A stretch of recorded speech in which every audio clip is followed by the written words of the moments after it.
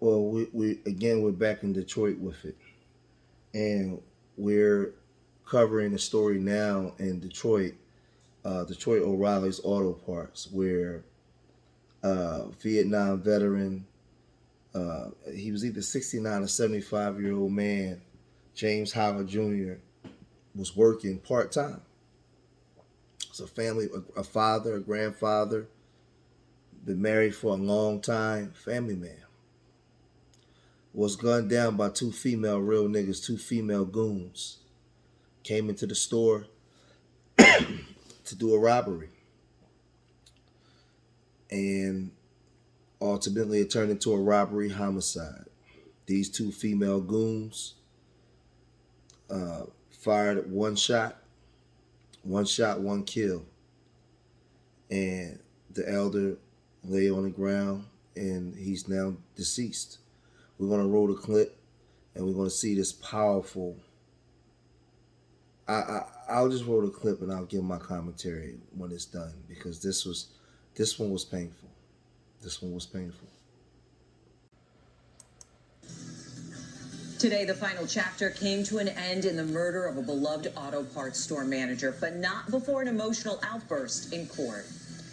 The two women responsible for killing James Holler Jr. inside the store in Detroit's West Side learned their sentence. And all of it happening as Holler's heartbroken widow looked on. Sean Lay spoke to her outside of the courtroom, and Sean, it is so difficult to even imagine the pain that she is going through. And she did a good job of showing what her family's pain has been going through. Good evening, Sandra and Karen. We're talking about Patricia Holler. She addressed these two women in court who killed her husband. You could hear a pin drop, and long-time court watchers tell me they have really never seen such or heard such powerful words in court before. Outside of court, an explosion of emotion. I thank you, Lord. I thank you, Lord.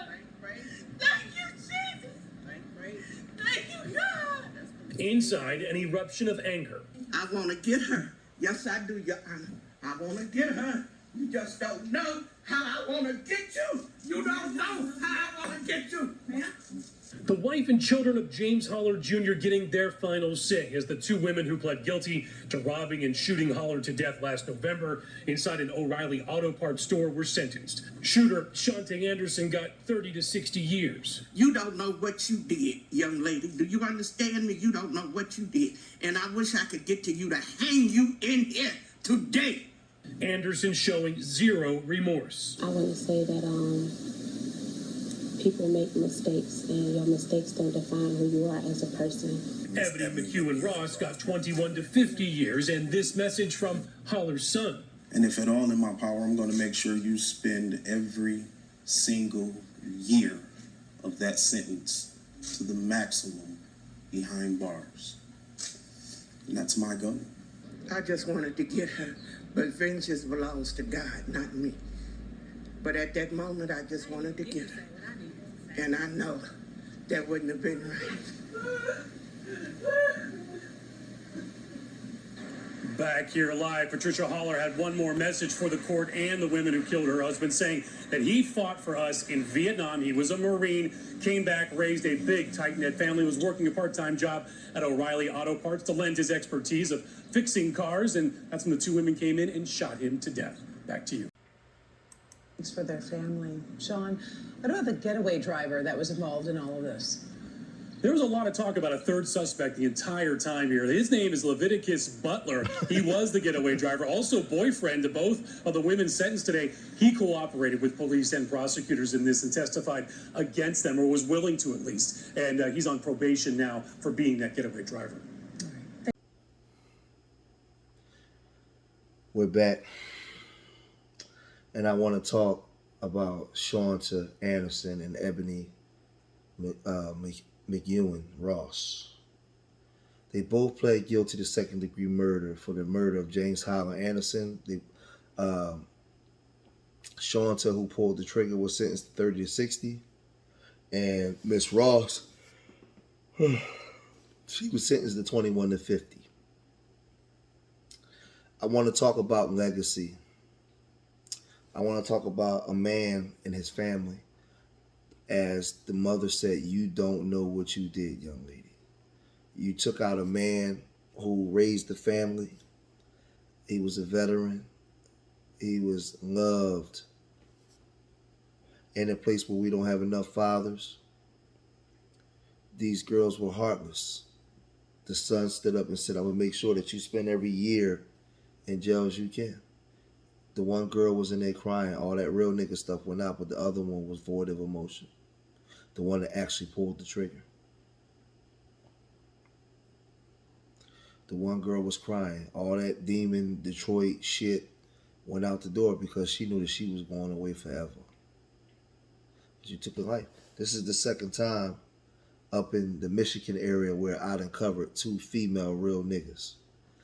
Just the other day I covered in Detroit in the D where the girls did a drive-by and killed a 20-year-old black boy.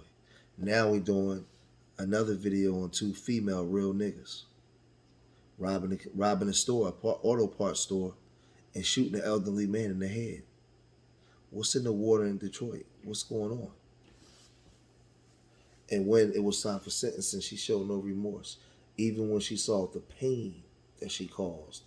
And the daughter, the son, and the wife. No emotion. Our people, we've been destroyed so much as a people. We operate on demon time so much, man. It's almost to a point where we normalize dysfunction. But I need you guys that watch this video, I need you guys to look at what the destruction that we bring to ourselves. Look at the pain of the daughter outside the courtroom when she's praying and calling on Jesus because she's suffering from PTSD and all kinds of undiagnosed traumas trying to cope with the death of her father. Inflicted on her by her own people. Not the white man, nothing. Us. We inflict this stuff on each other every day.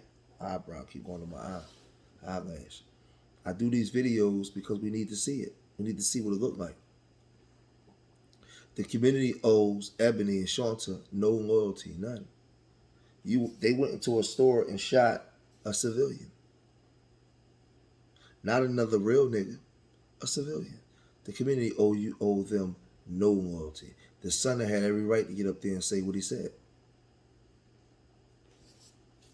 We want to change the community. We want to have to address this kind of stuff, man. But I need you guys, when you watch that, look at the pain in grandma. They shattered her world when they took her husband away. But I'm going to cut this video short right here, fam. Make sure y'all like, subscribe, and share to the George Making Experience. And remember, I love y'all. Till the next time. Peace.